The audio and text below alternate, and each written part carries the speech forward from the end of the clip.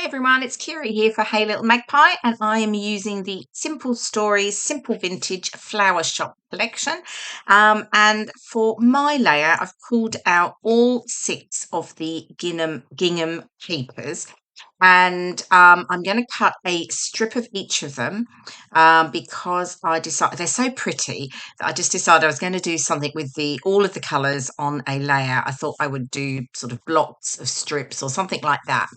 Anyway, I suddenly thought, I know, I'm going to pull out my good old fringing scissors and fringe the strips because that just adds a little bit more texture and gives a bit more dimension to the layout. And I thought I'm going to layer them up. So, yeah, so I'm just working out here with the strips. I'm just having a look at how they're going to go, or I think that's how they're going to go. I did change actually that slightly and how long they're going to be. So, trimming them all down, and then I can start to fringe them with the scissors. And there's something about using fringing scissors. If you have them, you'll know what I mean. But yeah, I just love cutting into them. And I have to say, I've got my 2 photos. Now, I do play around with where they're going to sit, and it takes me a little while to decide. Okay, so my fringing scissors, they're actually herb cutting scissors, and they work exactly the same. So yes, here we go. All the strips are fringed, and when you fringe, just always leave a portion at the top. And then what I've done on my background, I've just drawn lightly in pencil a small square, just so I know where they're going to sit, just to make sure that I keep them nice and straight and even. Keep the even margins all the way round. So yeah. So here we go. And I did just switch these 2 colours around. I just liked how they looked a little bit more, because otherwise I felt like it was then they were much softer colours at the top and the dark at the bottom. And I quite like the mix of bringing in that teal a little bit further up and next to the pink. So once I got this done, this was obviously the basis of the background. The rest of the layout comes together relatively easily and pretty quickly, which is pretty good for me because I am one of those slow scrapper. I do take my time, and to be fair, I probably faff around a little bit at times, but hey, that's just part of scrapbooking. I'm backing my 2 photos on this pattern paper. It's the 2x2 4x4 elements paper. And I'm just using that green floral side just to back them. And then I will, of course, distress the edges. So I was thinking I'd have them clustered together on one side, but I did change my mind. I just couldn't get it right. I was going to have them on an angle, and yeah, it just sort of wasn't working for me. I bring in the foam stickers, and I've got happy there.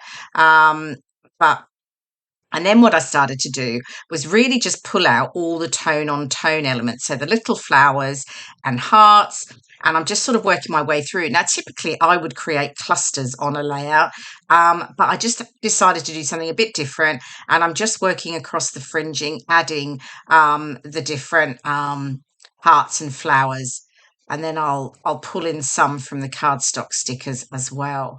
Yeah, this was just, it's nice sometimes to things up and do something a little bit different, have a little bit of a go, rather than sticking to your tried and tested formula. So yeah, this was really fun to make. And I do love tone on tone embellishment. So I've done it I do it quite a bit actually, with my layouts. Okay, so I've got cardstock stickers. I'm bringing in some of the butterflies here. Now the photos are some recent photos of a trip to Disneyland Paris, with a group of my booking friends, and effectively we were celebrating 60th birthdays. So it was mine and Julie's. I mean, mine hasn't come yet, to be fair. Mine's not till July, but Julie's was in late March. So we just decided we'd combine and do a trip to Disneyland Paris. So yeah, and these papers I thought were just really, pretty and perfect for my bright photos.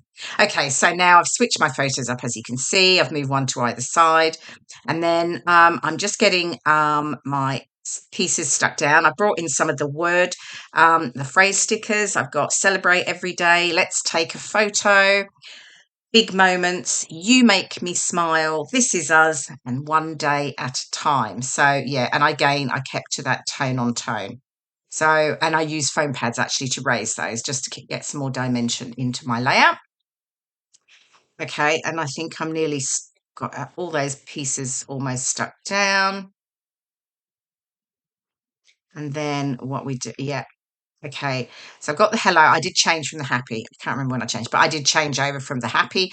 I decided to have, I'm going to use Hello Disney, because this was actually pretty much when we'd walked down to the park. So we're just outside, and they were pretty much the first photos we had taken. So yeah, I'm using the Doodlebug Alphabet Soup. Puffy alphas in this one's in cupcake, and I do love the Doodlebug alphas. There's loads of colours, which is perfect. Yeah, because having plenty of colours, you've got something that will match, all your layouts.